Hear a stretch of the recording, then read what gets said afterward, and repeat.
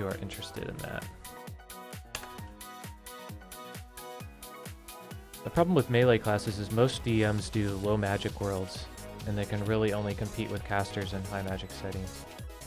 Actually, that's not true. In high magic settings, warriors get raped even harder.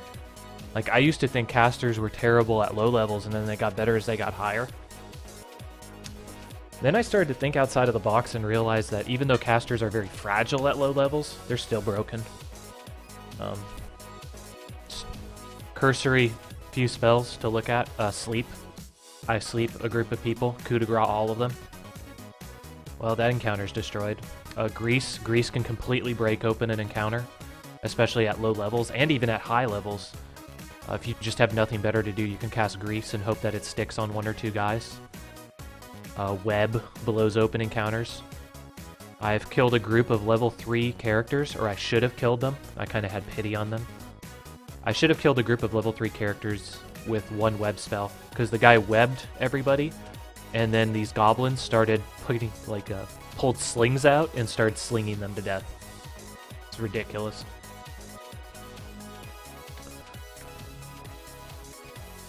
However, if you do add the Book of the Nine Swords, the melee classes in there are really good, and I would highly recommend them. I highly recommend the book in general, if you are going to run a 3.5 type of setting. Because we've had new people come in, hopefully you guys are having a nice Wednesday today. My name's TurboDog702, if you didn't notice already. I spend a lot of time on tabletop stuff, but I'm looking to branch out. Like, a little later, I might do a little bit of League commentaries from people on my friends list, just to troll them a little bit. I try to stream from 12 to 6 p.m. Pacific Standard Time. When I go during those times, I usually go for about 4 hours. So you'll catch me about 4 hours in there. Any streaming that I do outside of that will be like sessions and stuff, and I try to post that ahead of time so you guys know about it. But you can keep an eye on it on other times after 6.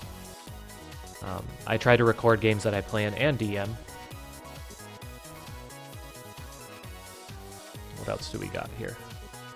Fighters can get immunity to most magic.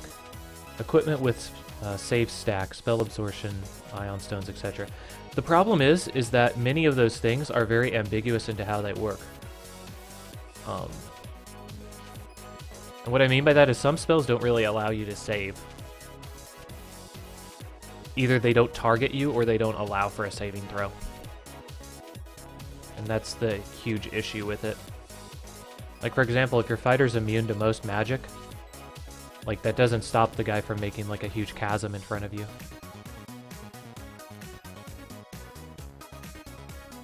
You need to have flying in order to compete with a wizard with flying and immunity to arrows. Just shit like that. Invisibility. You have to... So basically you have to spend all this money buying magical gear to even compete against the caster if you're trying to fight them. But I should take that back. You shouldn't look at D&D as a competitive game. Because it's not about who can kill who.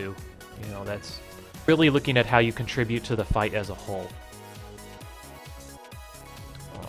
And when you're talking about contributing to the fight as a whole, I've never seen a fighter defeat an encounter in one round that involved like a bunch of guys. A wizard or other full caster that includes cleric and druid can defeat entire encounters, both large and small size, with single spells or single actions. And when I say defeat, it doesn't necessarily mean that they're all dead either. It just means that the fight is pretty much unwinnable for the opponent. Like, they're just going to lose over the long run. For example, there is a spell called the Ray of Stupidity, I believe, which drains 1d4 plus 1 int points, I believe, as a ranged touch attack, I want to say. You might have to look that up exactly. But I think it's 1d4 plus 1. And the plus 1 is incredibly important because with that spell, which is a level 2 spell, you can kill a dire T-Rex with one of them. Anything that's animal intelligence or lower, you kill in one shot because you bring it to 0 intelligence. Fucking stupid. Just super dumb. The fighter's not going to do that.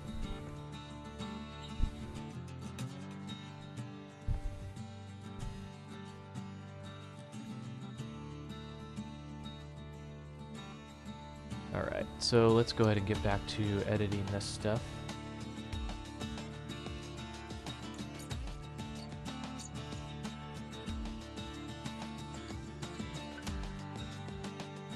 Yeah, the DM can help with wizards overpowering everything. You know, the DM can do whatever the shit he wants. You know, he can say you're always in a magic, anti-magic field. But I don't think necessarily the point is to gimp school or is to gimp casters. That's a possibility. Your DM could try and work something out, but chances are he's not going to balance it out as well as it should be. I think a good way to approach it is to ban the... A fair way to approach it would be to ban all the tier 1 classes. If you're unfamiliar with what a tier list is, it's basically a rating of the power of certain classes or characters or whatever based on their merits within a game system. And this is on a typical level, like... obviously, the wizard isn't going to do much in an anti-magic shell. So, like... But it's saying on your typical adventuring with normal rules, like what's going to be good, what's not.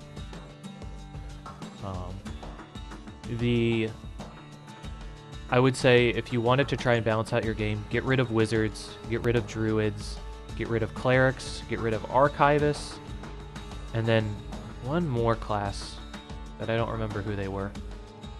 Sorcerers and I'd say scions are really borderline, but sorcerers can be in. You know, they do have some limitations that the casters don't. They can't toolbox quite as efficiently.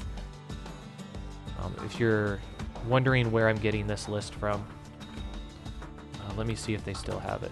It used to be called BrilliantGameologist.com. This is min-max boards now, though. And I'm sure people are going to be like, oh, he's a min-maxer. Like, grow up. Like, there's nothing wrong with... I don't min-max to crazy amounts. I just like to do one powerful thing. That's how I build characters. But I like to see what works, too. And it intrigues me, like, how people decide to do this. What else am I saying?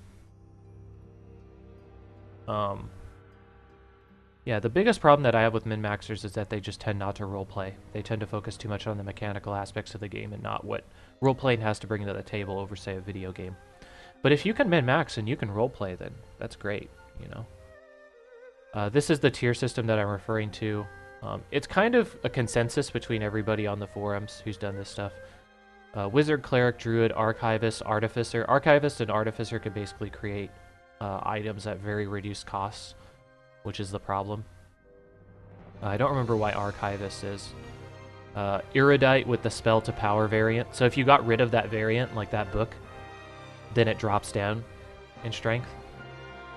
Your tier 2 classes.